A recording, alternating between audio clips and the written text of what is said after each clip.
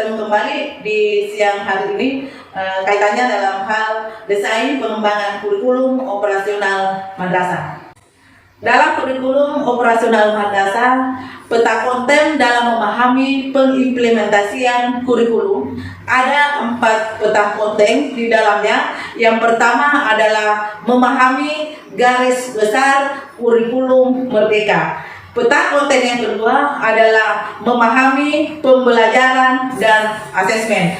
Peta konten dalam yang ketiga yaitu memahami pengembangan kurikulum operasional madrasah. Dan konten yang keempat adalah memahami mengembangkan proyek penguatan pelajar Pancasila dan profil pelajar rahmatan lil alamin.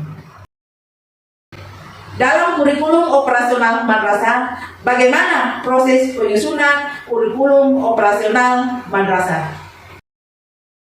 Dalam kurikulum operasional madrasah ada 2 hal. Yang pertama adalah rencana proses belajar diselenggarakan di madrasah sebagai pedoman seluruh penyelenggara pembelajaran. Kemudian kurikulum operasional madrasah dikembangkan dan dikelola dengan mengacu kepada struktur kurikulum dan standar yang telah ditetapkan oleh pemerintah dan menyelaraskannya dengan karakteristik dan kebutuhan peserta didik baik di madrasah maupun di daerah setempat.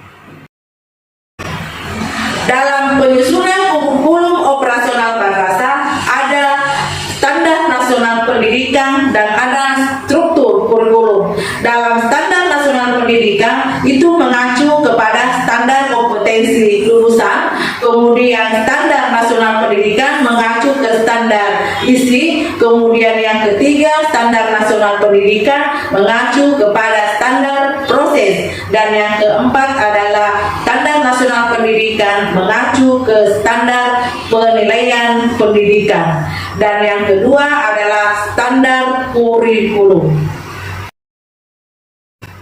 Kemudian dalam prinsip penyusunan kurikulum operasional madrasah ada 6 kategori. Pertama adalah berpusat pada peserta didik. Kemudian yang kedua, prinsip yang kedua adalah kontekstual. Kemudian prinsip penyusunan yang ketiga adalah esensial, dan prinsip yang keempat adalah melibatkan berbagai pemangku kepentingan, dan yang prinsip penyusunan kurikulum operasional madrasah yang kelima adalah akuntabel, dan yang keenam prinsip penyusunan dalam pemerataan dan peningkatan mutu.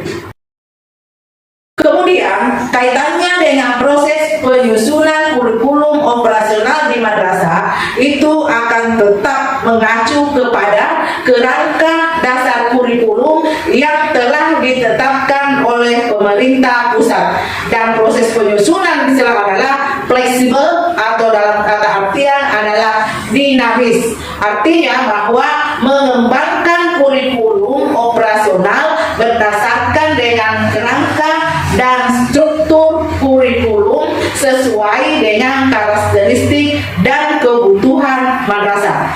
Langkah-langkah dalam penyusunan kurikulum operasional itu adalah menganalisis karakteristik madrasah, kemudian merumuskan visi, misi, dan tujuan. Kemudian yang ketiga adalah menentukan pengorganisasian pembelajaran. Kemudian yang keempat adalah menyusun rencana pembelajaran. Kemudian yang kelima adalah merancang evaluasi dalam hal pendampingan pengembangan operasional. Kemudian terkait dengan komponen kurikulum operasional satuan pendidikan itu tetap mengacu kepada karakteristik satuan pendidikan, kemudian mengacu ke visi, misi, dan tujuan, kemudian pengorganisasian pembelajaran, rencana pembelajaran, dan pendampingan serta evaluasi pembelajaran. Dalam komponen 1 ada analisis karakteristik madrasah. Analisis karakteristik madrasah di situ bahwa dari analisis konteks terhadap data atau kondisi real saat ini dirumuskan karakteristik madrasah yang menggambarkan keunikan madrasah dalam hal peserta didik, baik dari sosial budaya, guru, dan tenaga kependidikan, serta dengan kemitraan di madrasah. Kemudian dalam komponen 1 juga itu mencakup prinsip analisis karakteristik madrasah, yakni bahwa prinsip analisisnya itu adalah melibatkan perwakilan warga madrasah, kemudian menggunakan data yang diperoleh dari situasi nyata kondisi di madrasah. Dan yang ketiga adalah mengalokasikan waktu yang cukup untuk pengumpulan, pengorganisasian, analisis, dan dokumentasi data. Kemudian adalah memilih informasi yang relevan dan menyimpulkan untuk mengembangkan strategi atau solusi. Kemudian bahwa bagaimana cara pengumpulan data? Pengumpulan data bisa melalui dengan kuesioner, bisa melalui dengan wawancara, bisa melalui dengan diskusi yang terpimpin, dan bisa melalui dengan cara pengumpulan data observasi. Dalam komponen 1 bahwa analisis karakteristik madrasah itu yang pertama adalah kaitannya dengan analisis kekuatan dan perbaikan madrasah dalam ranah perencanaan dan pengelolaan pembelajaran. Kemudian dalam analisis karakteristik keduanya yaitu adalah analisis kekuatan dan perbaikan madrasah dalam ranah perencanaan dan pengelolaan pembelajaran dengan mempertimbangkan sudut pandang peserta didik. Kemudian dalam hal komponen ketiga untuk analisis karakteristik madrasahnya yaitu analisis kekuatan dan perbaikan madrasah dalam ranah perencanaan pengelolaan pembelajaran dengan mempertimbangkan sudut peserta didik dan orang tua. Kemudian yang keempat adalah analisis kekuatan dan perbaikan madrasah dalam ranah perencanaan dan pengelolaan pembelajaran dengan mempertimbangkan sudut pandang kebijakan daerah atau kebijakan nasional dan sudut pandangnya atau masukannya berbagai pemangku kepentingan baik pihak internal maupun dengan pihak eksternal di madrasah. Selanjutnya bahwa dalam komponen 1 contoh adalah analisis karakteristik madrasah.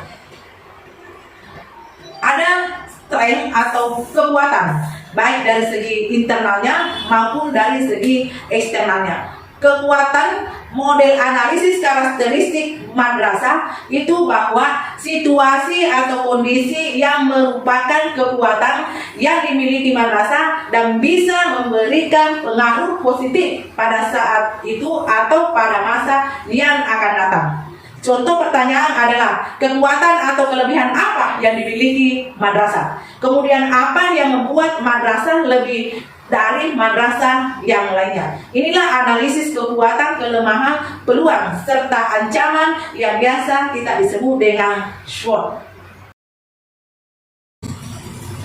Komponen yang kedua adalah terkait dengan visi, misi, dan tujuan. Visi adalah cita-cita bersama pada masyarakat mendatang dari warga madrasah. Kemudian misi adalah pernyataan bagaimana madrasah mencapai visi.